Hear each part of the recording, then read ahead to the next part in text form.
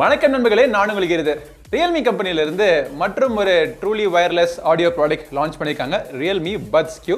So இந்த பதிவில் இந்த Realme Buds Q நல்லா இருக்கா, நீங்கள் வாங்கலாமா வேணாமா அப்படிங்கிறத பார்த்துருவோம். Realme அவங்களுடைய டிவி லான்ச் பண்ணப்போ ஒரு வீடியோ நான் போட்டிருந்தேன். அதில் என்ன சொல்லியிருந்தேன் அப்படின்னா, அவங்களுடைய ஃபர்ஸ்ட் ஜென்ரேஷன் ப்ராடக்ட் எப்போவுமே எந்த கம்பெனியோட ஃபர்ஸ்ட் ஜென்ரேஷன் ப்ராடக்ட்டும் கொஞ்சம் யோசிச்சு வாங்க, உடனடியாக போய் வாங்குறது நல்ல விஷயம் கிடையாது அப்படின்னு சொல்லியிருந்தேன். அதே மாதிரி தான் அவங்களுடைய ஆடியோ ப்ராடக்ட்ஸும் சரி, ஃபர்ஸ்ட் ஜென்ரேஷன்லேருந்து இப்போ ரொம்ப மெச்சூர் ஆகி இப்போ தேர்ட் ஜென்ரேஷனில் Buds Q அப்படின்னு லான்ச் பண்ணியிருக்காங்க. Realme வந்து Realme Buds Q மாதிரி ஏற்கனவே மார்க்கெட்டில் நிறையா ட்ரூலி வயர்லெஸ் ப்ராடக்ட்ஸ்லாம் லான்ச் பண்ணி அதில் பெற்ற அனுபவம் மூலமாக ரொம்ப மெச்சூராக ஒரு ப்ராடக்ட் லான்ச் பண்ணியிருக்காங்க, இந்த Realme Buds Q. இதோட டிசைன் எப்படி இருக்கு அப்படிங்கிறதுலேருந்து ஆரம்பிப்போம். பார்க்கறதுக்கு ரொம்ப க்யூட்டாக, அழகா, சிறுசா, கையை மடிச்சோன்னா கைக்குள்ளே ஒளிஞ்சுக்கிற மாதிரி ரொம்ப சிறுசா பண்ணிருக்காங்க. ஃபினிஷிங் பாத்தீங்கன்னா ஒரு மேட் ஃபினிஷிங் கொடுத்திருக்காங்க. இதோட சைஸை கம்பேர் பண்றதுக்கு நம்மளுடைய நண்பர் டெக்ஸ்டர் சொல்லுவாங்க பாத்தீங்களா, அது மாதிரி எக்ஸ்க்ளூசிவ் கம்பேரிசன் மாதிரி ஒரு முட்டையை பக்கத்துல வச்சோம்னா எக்ஸாக்ட்லி ரெண்டும் ஒரே மாதிரி சைஸ்ல இருக்கு. ஆனா இதுல ஒரு சில வருத்தங்கள் இருக்க தான் செய்யுது. பின்புறத்துல மைக்ரோ யூஎஸ்பி போட்டு கொடுத்திருக்காங்க. சோ இன்னைக்கு Realme மொபைல் போன்ஸே பாத்தீங்க அப்படின்னா நிறைய மொபைல் போன்ஸ் USB டைப் சிக்கு மாறிட்டு வருது. சோ Realme மொபைல் வாங்குறவங்க கூட இந்த இயர்பட்ஸ் வாங்கினாங்க அப்படின்னா இதை சார்ஜ் பண்றதுக்கு தனியா ஒரு மைக்ரோ USB கேபிள் தூக்கிட்டு தெரியணும். இரண்டாவது விஷயம் என்னன்னா, இந்த கேஸ்ல பேட்டரி எவ்வளவு இருக்கு அப்படின்னு தெரிஞ்சுக்கிறதுக்கு வாய்ப்பே இல்லை. முன்னாடி ஒரு எல்இடி இண்டிகேட்டர் கொடுத்துருக்காங்க. அந்த இண்டிகேட்டர் மூலமா இதில் நீங்க சார்ஜ் பண்றப்போ சார்ஜ் ஆகிட்டு இருக்கா இல்லை சார்ஜ் ஃபுல் ஆயிருச்சா அப்படின்னு தெரியும். எந்த ஒரு நேரத்திலையும் இதை திறந்தோம் அப்படின்னா இதில் எவ்வளோ பேட்டரி மிச்சம் இருக்கு அப்படின்னு தெரிஞ்சுக்கிறது முடியாத விஷயமா தான் இருக்கு. இவ்வளோ பண்ணவங்க இந்த ஒரு விஷயமும் சேர்ந்து பண்ணியிருந்தாங்கன்னா நல்லா இருந்திருக்கும். கேஸ் லாக் ஆகுறது ஒரு மேக்னெட்டிக் மெக்கானிசம்ல லாக் ஆகுது. ஹிஞ்ச் நல்லா ஸ்மூத்தா இருக்கு. கவுத்துனா கூட கீழே விழுந்துருமோ திறந்துருமோ அப்படிங்கிற பயம் இருக்காது. சரி, இந்த கேஸ் தாண்டி பட்ஸ் எப்படி இருக்குன்னு பார்ப்போம். இதை திறந்த உடனே ரொம்பவே அழகா ஒரு இந்த பட்ஸ் தெரியுது நமக்கு. நேச்சர்ல நிறைய ஷேப்ஸ் இருக்கு. அதுல வந்து ரொம்பவே எல்லாருக்கும் ரொம்ப பிடிச்ச ஒரு ஷேப், அது ஏன்னு தெரியல, பல பேருக்கு பிடிச்ச ஷேப் சர்க்கிள். ஸோ அந்த மாதிரி ஒரு ஸ்மூத்தான சர்க்கிள் ஓவல் ஷேப்னு சொல்லலாம். சோ அந்த மாதிரி ஒரு ஸ்மூத்தான ஓவல் ஷேப்ல இந்த இயர்பட்ஸ் அமைஞ்சிருக்கு. மேக்னெட்டிக் பவர் மூலமா உள்ள ஒட்டி இருக்கு. மேக்னெட் ரொம்ப பவர்ஃபுல்லா இருக்கு. இப்படி கவுத்து நீங்க ஆட்டினா கூட கீழே விழுந்துராது. இதை ஃபர்ஸ்ட் டைம் பேர் பண்றப்போ லைட்டா நீங்க கவனத்துல வச்சுக்க வேண்டியது என்னன்னா, இதுல எந்த இடத்துலயும் பட்டன்ஸே கிடையாது. இயர்பட்ஸா இருக்கட்டும், கேஸா இருக்கட்டும், எங்கேயுமே பட்டன் கிடையாது. சோ எப்படி பேர் பண்றது அப்படின்னா, இதை திறந்ததுக்கு அப்புறம் 5 செகண்ட் இந்த ரெண்டு இயர்பட்ஸையும் நம்ம திறந்து பிடிச்சிக்கிட்டே இருக்கணும். அப்படி பிடிச்சிட்டே இருந்தோம்னா பேரிங் மோடுக்கு போயிடும். சோ எந்த மொபைல் போனா தான் சரி, Realme மொபைல் போனா இருக்கணும் அவசியம் கிடையாது. ஐபோனா இருக்கட்டும் இல்ல ஆண்ட்ராய்ட்ல எந்த மொபைல் போனா இருக்கட்டும், அதுல வந்து நீங்க ப்ளூடூத் செட்டிங்ஸ்ல போய் பாத்தீங்க அப்படின்னா இந்த பட்ஸ் அங்க தெரியும்.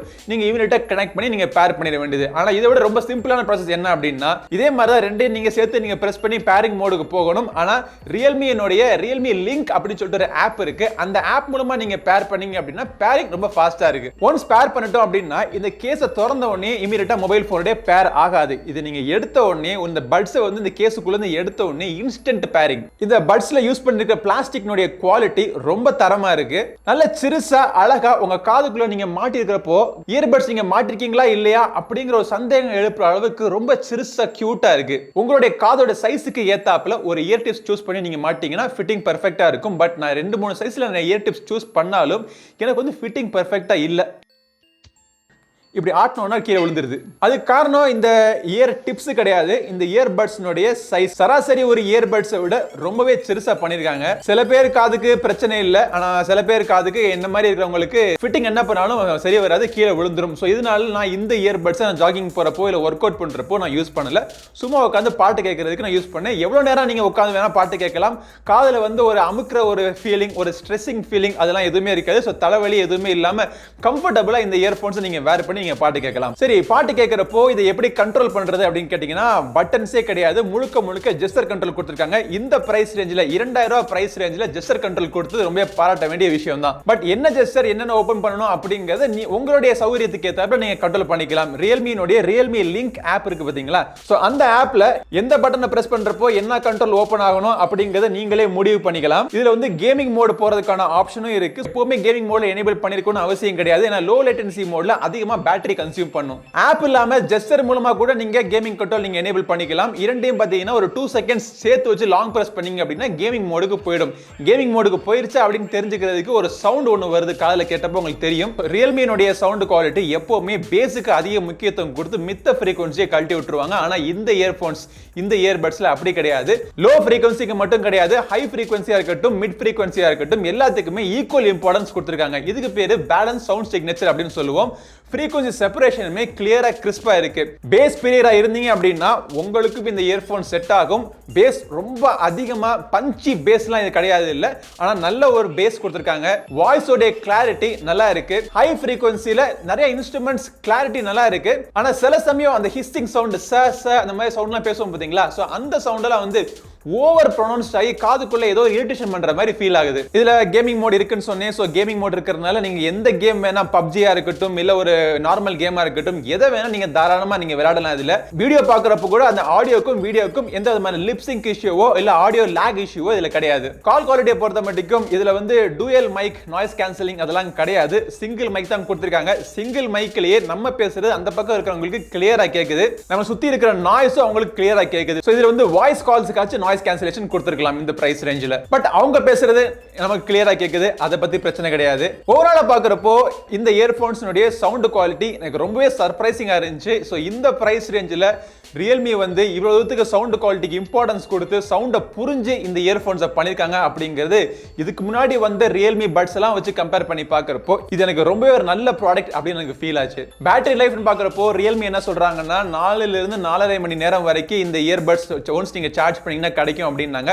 சோ என்னுடைய அனுபவத்துல அந்த மாதிரி தான் கிட்டத்தட்ட 4 ஹவர்ஸ் எனக்கு கிடைச்சிச்சு. இந்த கேஸுக்குள்ள 5 தடவை ஃபுல் சார்ஜ் கிடைக்கும் அப்படின்னு சொன்னாங்க. சோ இந்த ரியல்மி பட்ஸ்னுடைய GSS ஸ்கோர் கார்டு பாருங்க, மார்க்கெட்ல இந்த பிரைஸ் சுத்தி லான்ச் பண்ணிருக்க மித்த ப்ராடக்ட்டோட கம்பேர் பண்றதுக்கு இந்த ஸ்கோர் கார்டு உங்களுக்கு ஹெல்ப் பண்ணும். பட் இருந்தாலும் நானே சொல்லிடுறேன் உங்களுக்கு, ஏன்னா நிறைய பேர் கேப்பீங்க ரெட்மினுடைய இயர்பட்ஸ் கம்பேர் பண்றப்போ, இயர்பட்ஸ் எஸ் கம்பேர் பண்றப்போ இந்த பட்ஸ் Q எப்படி இருக்குன்னு கேப்பீங்க. ஒரே வார்த்தையில சொல்லிடுறேன், சவுண்ட் குவாலிட்டியை பொறுத்த மட்டும் ரெட்மியை விட ரியல்மி பட்ஸ் Q ரொம்ப பெட்டரான ஆப்ஷன். ஆனா ஃபிட்டிங்னு வர்றப்போ இந்த ஓவல் ஷேப்ல இருக்கிற இந்த ரெட்மினுடைய பட்ஸ் என்னுடைய காதுக்கு செட் ஆச்சு. பெர்ஃபெக்ட்டான ஃபிட்டிங் எனக்கு கிடைச்சிச்சு.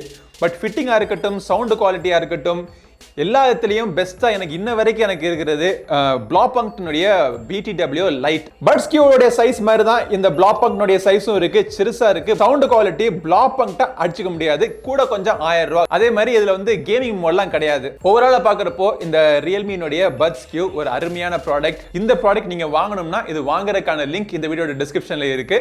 இந்த பதிவு உங்களுக்கு உபயோகமா அமைஞ்சிருக்கும்னு நினைக்கிறேன். இதே மாதிரி பல பதிவுகள் தொடர்ந்து பார்க்கறதுக்கு நம்ம சேனல் GiriSonnaSeri மறக்காம சப்ஸ்கிரைப் பண்ணுங்க. கூடவே இருக்கிற பெல் பட்டனை பிரஸ் பண்ணி நான் ஒரு புதிய வீடியோ போட்ட உடனே உங்க மொபைல் போன்ல அறிவிப்பு வந்துடும்.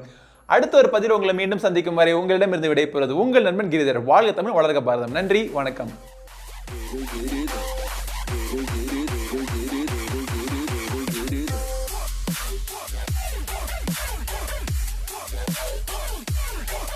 Get it.